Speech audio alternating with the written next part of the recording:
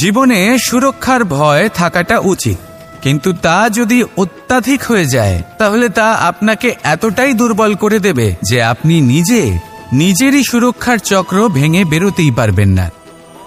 যদি আপনি নবনির্মাণ করতে চান তাহলে আপনাকে নিজের এই সুরক্ষা কবচ ভেঙে বেরোতেই হবে, সাহসের সাথে পরিশ্রম করতে হবে। আর যদি আপনি এটা করতে পারেন তাহলে আপনার উড়ান কেউ আটকাতে পারবে না। নমস্কার শ্রোতা বন্ধুরা, বঙ্কোর্স ডায়েরি চ্যানেলে আপনাদের সকলকে স্বাগত জানাই। আজকের এই ভিডিওটি থেকে আপনি ভগবান শ্রীকৃষ্ণের মূল্যবান কিছু উপদেশ জানতে পারবেন।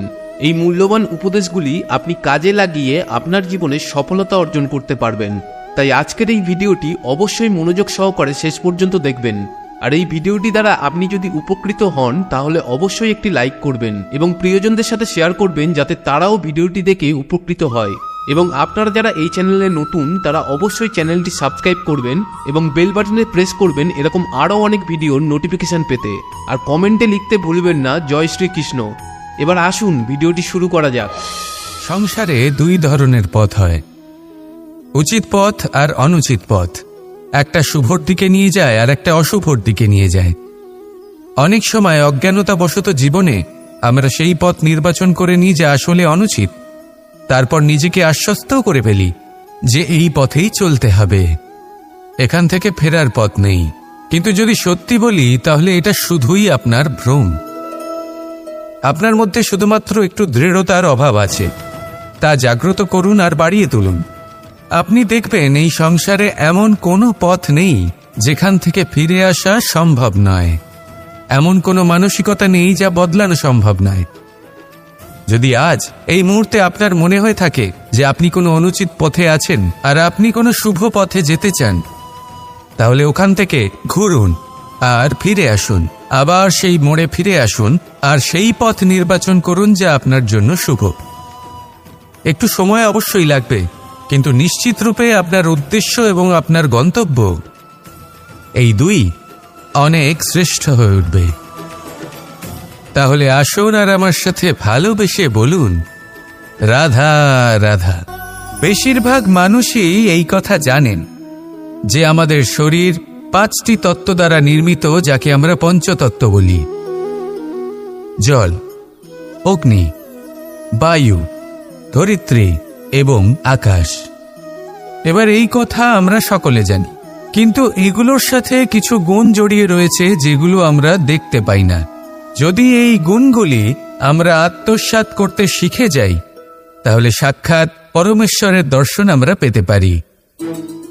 যদি কথা বলি প্রথম তত্ত্বের জলের কথা, জল যা প্রত্যেক জ্বলনকে শীতলতা প্রদান করে। এই জলকে দেখুন, যা শুধু প্রবাহিত হতে জানে, থামতে জানে না।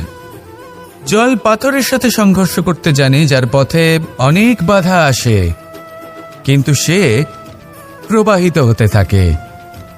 নিরাকার হলো এই জল, যে কোনো পাত্রেই রাখুন না কেন তার আকার ধারণ করে নেবে। এটাই হলো এর বিশেষত্ব এবং এটাই হলো আমাদের শিক্ষা। কিভাবে প্রবাহমান থাকতে হবে, কিভাবে আমাদের থামলে চলবে না, তাতে আমাদের পথের মধ্যে যতই যেরকমই সমস্যা আসুক না কেন, আমাদের এই জলের মতোই নিরাকার হয়ে যে কোনো পরিস্থিতিতেই প্রবাহমান থাকতে হবে। এই শিক্ষাই জলের থেকে লাভ করুন আর আমার সাথে ভালোবেসে বলুন রাধা রাধা। এই জীবনে আমাদের দুজন সঙ্গী, এক হলো অন্ধকার আর এক হলো প্রকাশ। এবার যখন এই অন্ধকারে আমরা প্রদীপ জ্বালাই, সেই প্রকাশের জন্য অন্ধকার আমাদের ওপর রুষ্ট হয়ে চলে যায়। এবার যদি অন্ধকারকে খুশি করতে যাও তাহলে প্রকাশ আমাদের ওপর রুষ্ট হয়ে চলে যায়। এ হলো ঠিক সেই পরিস্থিতি যে আমাদের দুই বন্ধু, তাদের মধ্যে সদ্ভাব নেই। যদি কোনো একজনের মান ভাঙাতে বা খুশি করতে যাও তাহলে দ্বিতীয়জন অবশ্যই রুষ্ট হয়। সেই অবস্থায় আপনাকে বোঝদারের মতো কাজ করতে হবে যে কখন কাকে সমর্থন করতে হবে, কখন কার সাথে চলতে হবে। যদি পারেন তাহলে সকলকে একসাথে নিয়ে চলবেন। যদি কোনো মানুষের মধ্যে বনিবনা না হয় তাহলে তাদের মধ্যে সামঞ্জস্য বজায় রেখে সংসারের রীতিনীতির চক্র চালিত করা, এটাই তো হলো মনুষ্য জীবন। এবার এটা কিভাবে করা সম্ভব? শুধুমাত্র প্রেমের দ্বারা। তাহলে এইভাবেই সবাইকে প্রেমের দ্বারা বেঁধে রাখুন আর আমার সাথে ভালোবেসে বলুন, রাধা রাধা। এই সংসারে সবাই বলেন আমি অর্জুনের মতো হয়ে উঠতে চাই। সবাই চায় যে তারাও যেন অর্জুনের মতো গান্ডীব লাভ করে। তারাও চায় যে তাদেরকেও মহাদেব এসে পশুপতি অস্ত্র দান করবেন। তারাও এটাই চায় মহাভারতের মতো মহাসংগ্রামে বিজয়ী হতে। কিন্তু সবাই ভুলে যান যে অর্জুন যা হতে পেরেছিলেন সবকিছুই অর্জন করেছিলেন। যদি আপনিও অর্জুনের মতো গান্ডীব লাভ করতে চান তবে আপনাকেও তার মতোই শ্রেষ্ঠ কাঠ নির্বাচন করতে হবে। সেই কর্ম আপনাকেই করতে হবে। তার প্রত্যঞ্চা যাতে তীব্র হয় তার জন্য আপনাকে সর্বশ্রেষ্ঠ দড়ি খুঁজে বের করতে হবে। আপনার বাণ যাতে ঘাতক হয় সেই জন্য আপনাকে নতুন নতুন ধাতু খুঁজে বের করতে হবে। সেই শিক্ষা আপনাকে লাভ করতে হবে, তবেই আপনার ইচ্ছে পূর্ণ হবে। অর্জুন হওয়া বড়ই সরল যদি আপনি কিভাবে অর্জন করতে হয় তা জানেন। শুধুমাত্র স্বপ্ন দেখেন যারা, তারা কখনোই অর্জন করতে পারবেন না।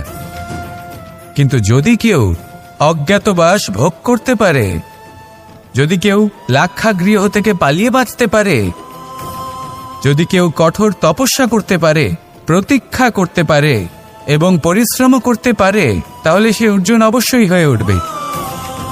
যদি আপনি অর্জুন হয়ে উঠতে চান তাহলে কর্ম করতে শিখুন আর আমার সাথে ভালোবেসে বলুন, রাধা রাধা। কিছু মানুষ চিরকাল দুঃখে থাকেন, বলেন যে দূরত্বের কারণে ওনাদের ভালোবাসা সমাপ্ত হয়ে গেছে। এমনও কিছু মানুষ আছেন যারা বলেন যে দূরত্বের জন্য ভালোবাসা বৃদ্ধি পায়। কেউ বলেন কাছাকাছি এলে ভালোবাসা বৃদ্ধি পায়। কিন্তু আসল সত্য হলো এটাই যে দূরত্ব ভালোবাসা পরিমাপ করার কোনো মাপদণ্ডই নয়। চাতক পাখিকে দেখুন, সারা বছর সে অপেক্ষা করে যে কখন বর্ষা আসবে আর ওর তৃষ্ণা নিবারণ হবে। বর্ষার জল ছাড়া ও আর অন্য কোনো জল পান করে না। তাহলে বলুন, এই যে দূরত্বের জন্য ওদের ভালোবাসা কি সমাপ্ত হলো?